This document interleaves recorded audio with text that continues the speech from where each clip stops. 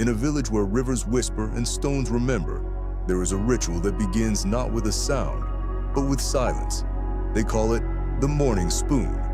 It is not for the dead. It is for those left behind by the living. There are no funerals for abandonment in this place. No weeping circles, no words.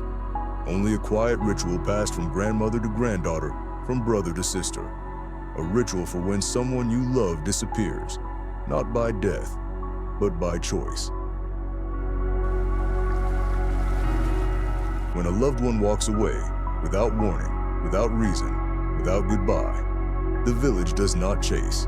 It waits for the silence to thicken, for the absence to settle, and then, on the seventh morning, the ritual begins. You do not speak their name. You do not cry in the open.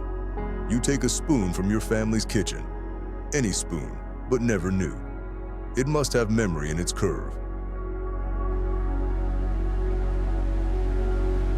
Before the sun rises, you fill it with cold river water, and you carry it, in your hand, in silence. From your home, through the village, down the stone path to the mourning tree, a gnarled fig tree older than any living soul, its branches heavy with stories. You must not spill a drop, because each drop is a memory you can never reclaim. The villagers will not look at you as you pass. They will not comfort you. That is part of the ritual. The pain must walk alone.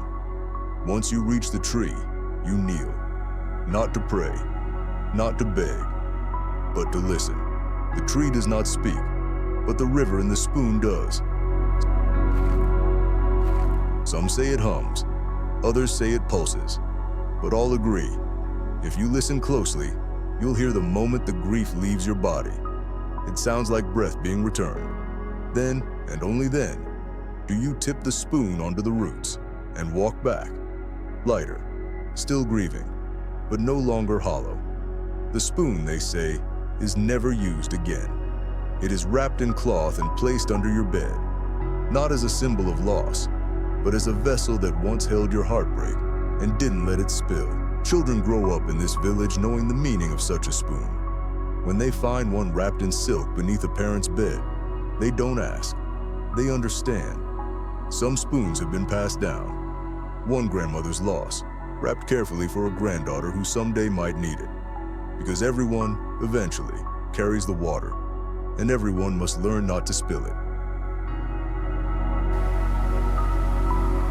There was once a boy named Adam who carried the spoon for his mother, who left when he was 9. He never told anyone, not even his father. He walked to the mourning tree in the dead of winter, breath visible, hand shaking, water trembling. But he did not spill. And years later, when he married, his wife found the spoon under his side of the bed. She asked nothing. She simply placed her own beside it. 2 spoons, 2 silences, side by side, waiting for nothing but sleep. And that is how they say you begin again, not with forgetting or forgiving, but with one quiet act of not spilling what was left behind. Because in this village, some grief does not scream.